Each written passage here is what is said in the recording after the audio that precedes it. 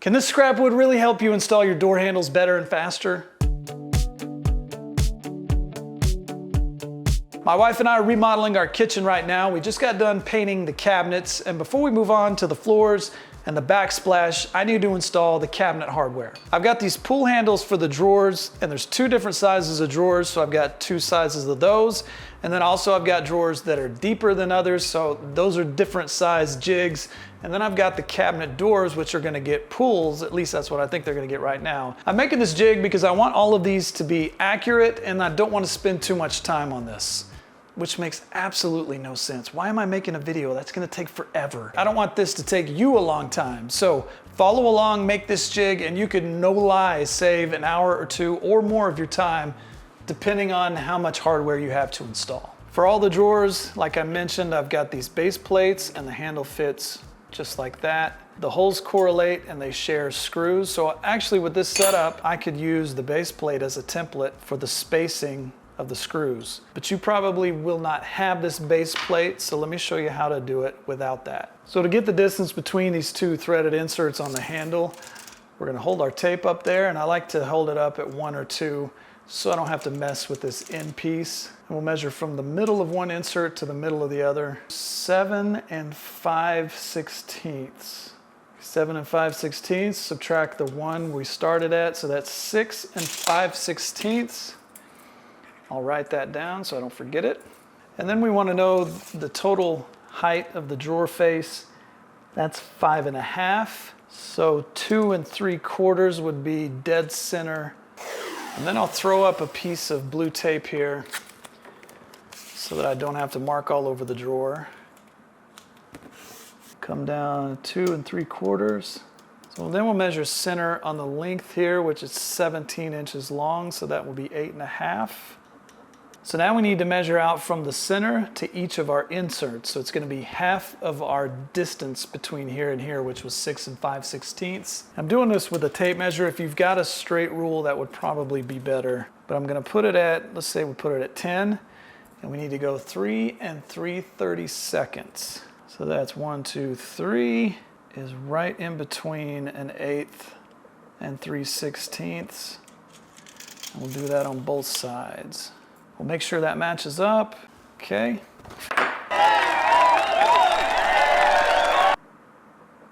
So we make a little cross so we know right in the middle. Now we got the 2 points where we need to drill. I can actually use my base plate.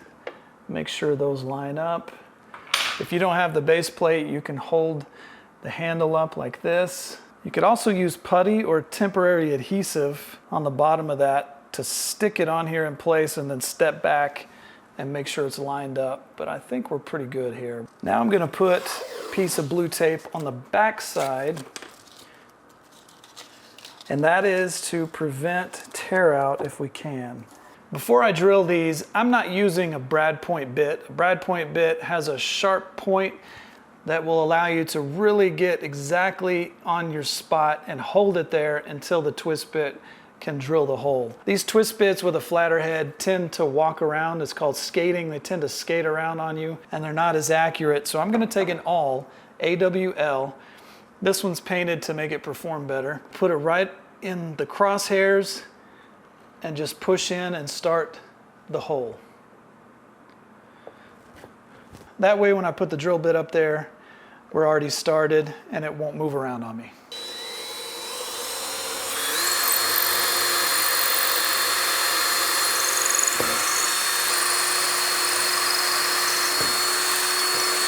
All right, remove the tape. Then I turn on my special dust remover tool. And that didn't work. A lot of times this hardware that comes with handles will have sections like this one does, and that's meant to be cut at these different points depending on how long you need the bolt. I think I need the full length of this, but we'll see. Where's my other bolt? Somebody took my bolt. I'm the only one here, so nobody took my bolt. Somebody put the bolt back in the bag. All right, I think this length is gonna be fine, especially because I've got this back plate. I would not ever use a drill to tighten these down. I mean, you can do it to tighten most of the way down, but when you get close, always use a screwdriver.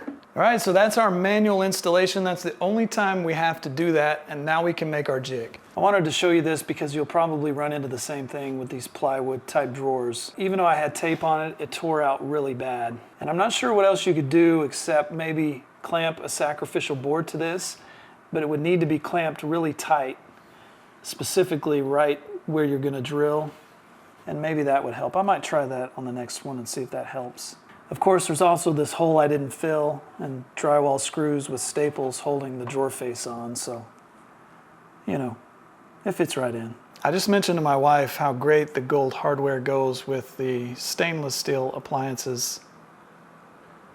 And she said, yeah, we'll just have to get gold appliances. So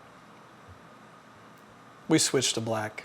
Well, it's a few days later and we found new hardware that looks a lot better in this kitchen. Luckily, it's the same size, so I don't need to fill those holes. I'm making the jig for the drawers differently than the one I'll make for the cabinets because I've got some drawers that are longer than these, and I really don't want to make an extra jig just for those drawers. So this one will have a piece that covers the drawer front, and then it'll have another piece that's probably 1.5 inches wide attached to that that will register against the top of the drawer. And then I'll measure each drawer and find the exact center and make a little mark. And then the jig will also have a notch in the center so I can line those up and I know exactly where to place the jig. The cabinet jig will also have another piece on that perpendicular side. That way I can hook that corner, so to speak, and it'll register on 2 different sides and there's no guessing about where the jig goes. I'm using this scrap piece of 3/4 inch plywood for my jig, but you can use anything you've got kicking around. I've used all kinds of materials for this because it doesn't have to be pretty and you're probably just gonna throw it away when you're done. So it really doesn't matter what you use as long as you can glue it together. So now I'll go out to the shop and build the jig just for the drawers, and then we'll go through the same process with the cabinet doors.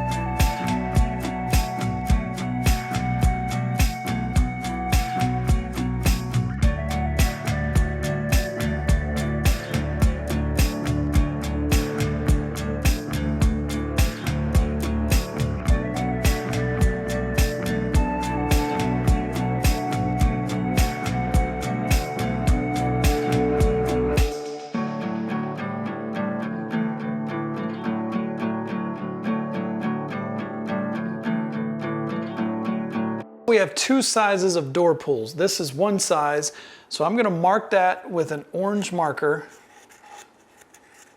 I don't have the other handles yet, but once they get here, I'll go through the same process for those, and then either leave them unmarked or I can mark them with the black Sharpie. The idea is that when I use the jig, I don't want to get confused and use the wrong holes. For the cabinet, we want the handle to be centered on this part of the face frame, and then the bottom of the handle lined up with the top of the rail here. So I need a piece that extends to about this edge, which is 2 1/4, and then we need to extend this way about 12 inches. So 2 1/4 by 12 inches, and then like the other jig, we need the same shoe that registers against this side, but we're also gonna add the one that registers against the bottom. So I can just slide the jig up there and it goes into place and there's no guessing about where it should be.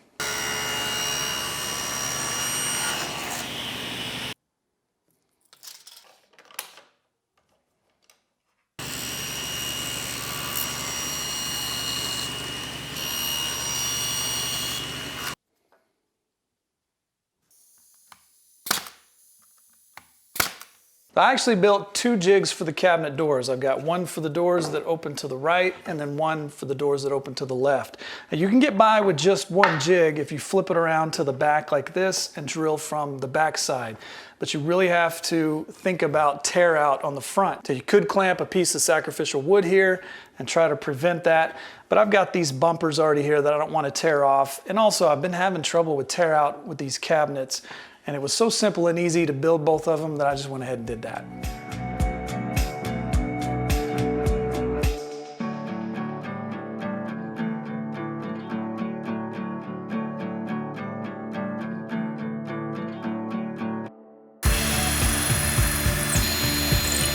Those two turned out way better. Let the drill bit do the work, and especially as it's just starting to break through, if you're pushing real hard, you're just gonna push those fibers away and cause them to tear out.